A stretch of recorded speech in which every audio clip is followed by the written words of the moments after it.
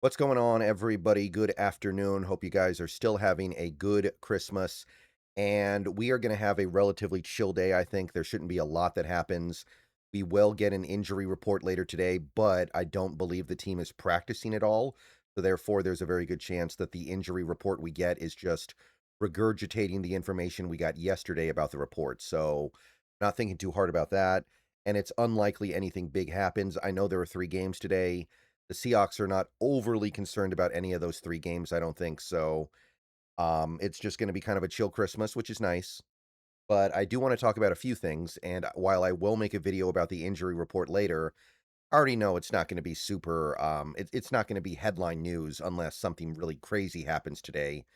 Like, I don't know, Greek Woolen slips on wrapping paper in his house and it breaks his arm, something like that. So instead, let's talk about some money stuff.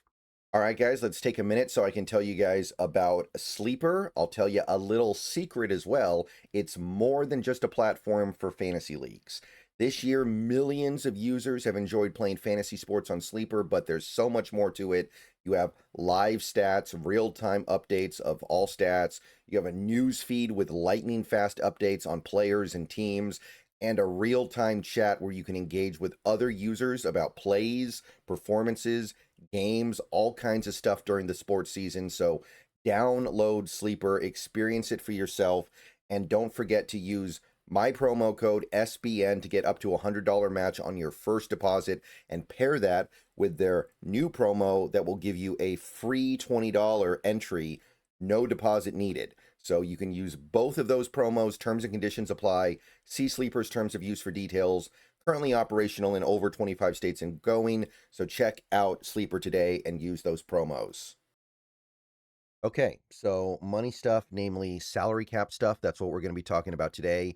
There are 2 Seahawks players, 2 of our best players actually, who are currently fighting or have already fought and won for additional money in their contracts. We're going to start with JSN here because JSN's already basically locked it up. It's done. He got it. And it's pretty simple, actually. It's not that hard to go into here. So basically, JSN, as we mostly know, I think most people know, JSN made the Pro Bowl this year. And the intriguing thing is he did it on the original ballot. He did not need to be an alternate. Somebody didn't have to sit out for him to go. Somebody didn't have to go to the Super Bowl and therefore not be able to go for him to go. He made it on the original ballot, right? So because he made it on the original ballot, his 5th-year option has gone up. So let's talk about what that means real quick here. Let's jump over to the Over the Cap page. So Over the Cap has a really handy page that talks about 5th-year options for players. And here's the quick rundown. Basically, every player that gets picked in the first round in the draft has a 5th-year option on their contract that the team that they're on can choose to pick up after their 3rd season. So for JSN, this upcoming offseason. Now, it's very much arguable, and I would say even correct to say that players don't like the 5th-year option because it's just one more year between them and a contract they can negotiate on the free market. But regardless, there is a 5th-year option, and while players can't get rid of it, while players can't avoid it, what they can do is earn additional money in that 5th-year option with their play. So let's take a look at this. Basically, the base level of the 5th-year option for a first-round pick is the average of the 3rd to 25th highest salaries at their position over the past 5 seasons. So that's obviously a complicated calculation. I'm not going to do it here. For JSN, though, if you scroll down here, that number was about 15.8 million. 15.8. That is what JSN initially was going to make. So that's the starting point. And then you have a playtime escalator or a playtime bonus, I guess you could call it. Whatever you want to call it. The point is, playtime escalator goes up to about 17 and a half if the player plays 75% or more of the snaps in 2 of their first 3 seasons, an average of 75% or greater overall 3 seasons, or 50% or greater over all 3 seasons. So if you play enough, you're going to get your bonus.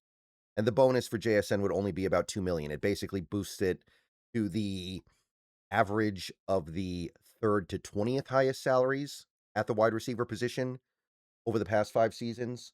So it's not a big boost, but there is a little something extra there if you're actually getting on the field a lot. JSN has qualified for that pretty easily. But the new one, this is the interesting one for JSN, the one Pro Bowl escalator. And I know JSN has technically made the Pro Bowl twice, but the thing to keep in mind is that the first time he made it last year, he was an alternate. So that doesn't count here. The only thing that counts is the one he did this year, where he made it on the original ballot. And that has boosted his 5th-year option cost up to $24.4 million. So that is a boost of about 7 million, and it's substantial, but it's not easy to earn, and he's definitely earned it. Now, there is one more booster, but it's too late for JSN to get it because this is already his 3rd season. There is another booster up to 28.1 approximately, or 28 flat, 28.05, whatever. But you have to do it in your first 3 seasons. This is his 3rd season, so the door is closed on that one, but that is a significant boost for JSN.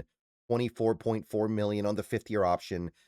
Keep in mind, even though Seattle is likely to extend him this offseason, they still might use the 5th-year option because you can append the extension onto the back of the 5th-year option. And that basically pushes the big cap hits out an extra year. And I don't think the player is livid about it because they still make good money and they get long-term security, even if it takes a little bit longer for them to get to the big cap hits. Also, players typically don't care about cap hits that much. They just want to get their money. And they still get their money at the same rate, even if the cap hits get swapped around a little bit. Okay, so that's the JSN part. He goes from 17.5 to 24.4 because he made the Pro Bowl. By the way, if you're wondering about Devin Witherspoon, he already has the multiple Pro Bowl booster because he's made the Pro Bowl twice before this season. So him making the Pro Bowl a 3rd time this year didn't actually do anything. He's been at 20.9 since last year, and he still is. So that hasn't changed. We've known about that for a year now. Okay, so that's the JSN portion of this conversation. And also, real quick while we're here, Over the Cap also has this page talking about the proven performance escalator, which is basically a way for players to get a little bit of extra money on the 4th year of their contract. And just real quickly, because there is a little bit of relevancy here, if a player plays a significant number of snaps for his team or makes the Pro Bowl, they can earn extra money in that 4th year.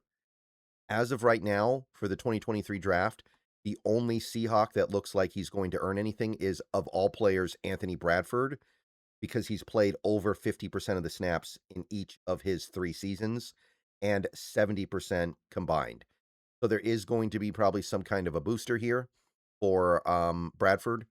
It might be level 2, it might be level 1. It's not going to be huge, but I do find it very interesting that it doesn't look like somebody like a Derek Hall or Zach Charbonnet is going to earn the PPE bonus, but it looks like Anthony Bradford will. So read into that as you will.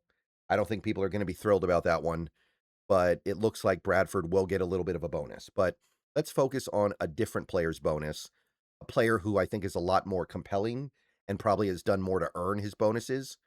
Let's talk about Sam Darnold. And we got this tweet here from Nick Corte, and we're going to take a look at it. So he's got this image here. I'm going to zoom in on it a little bit. Sam Darnold's contract, it is structured in such a way that he gets a lot of extra money if he hits certain incentives and markers and milestones. Okay, so let's take a look at exactly what's written here. The 3-year contract Darnold signed with the Seahawks contains annual incentives, 9 different metrics, $500,000 each, thus up to $4.5 million per season. So there are 9 ways in each of the 3 seasons that he's here where he can earn additional money, and the Seahawks would owe him a little bit more. Now, by the way, that is one element at play here that I know is going to be a little bit, people are going to wonder, like, why do we want these players to hit these milestones? Because we have to pay them more if they do, and it comes off the cap. Well, to me, if the player performs at or above expectations, then he deserves his money. He deserves to get paid more. And I don't know why that would be an issue. So, as far as I'm concerned, as long as it's earned with high quality play, then go ahead. This is better than having everything be fully guaranteed, right? Would you rather the contract be fully guaranteed at the same amount and then you don't have anything to worry about with performance? So, I'm down. I'm totally down with that. And so let's take a look at the incentives real quick. Now, three of them are going to be based on what happens in the playoffs. So we don't know about that yet. Push that to the side. One of them is Seattle making the playoffs, which they already have done. So that's 500,000 extra for Sam Darnold. Fifth is for Seattle to be in the top 10 of yardage offensively. Right now, they're seventh, and they're like 9.5 yards ahead of 11th. So therefore, they are well on pace to do that. So that's another 500,000. Unless the offense completely collapses in the last two games here, which I guess is not impossible, but right now they are well on track. So that's five, right? That's five. Two, looks like we're good. Three, need to see what happens in the playoffs. And then the last four, let's take a look here. So 4,000 yards, 28 passing touchdowns, 67.5 completion percentage, and 100 passer rating. So those are the milestones that Darnold needs to hit in order, or needed to hit his incentives. Each one is worth 500,000. Now, passing yards, he's almost guaranteed to get. He only needs 297 yards in the last two games. If he plays the last two games, it's almost unthinkable that he wouldn't get it. That's 149 yards a game. And I know that he has had a couple games this year where he's had less or around 150. But the thing to remember, 49ers and Panthers have no pass rush whatsoever. They might have the two worst pass rushes in football. So, therefore, hard for me to believe that Darnold won't get it. He needs 4 more passing touchdowns, which that one, maybe, maybe not. And I do wonder if you're going to see Darnold throwing the ball at the 1-yard line a little bit over the next couple weeks, trying to make sure he gets it. And I hope it doesn't backfire if that does happen. But he's thrown 0 touchdowns in 3 of his last 6 games. So this is not a guarantee at all. Would not shock me if he doesn't get it, but he only needs a couple things to go his way to get it. He is currently 0.3% off of 67.5%. So he needs to increase his completion percentage by a little bit. Probably needs to complete around 70% of his passes these next 2 games. Very doable, but he has not been completing a lot of his passes lately. His completion percentage has gone way down since the first Rams game. It was well over 70, and since the Rams game, it's been like 62 or something. So he can do it, but he's got to play better. And his QB rating is currently just barely above 100, but by such a small amount that if he turns it over once or twice, that could be it.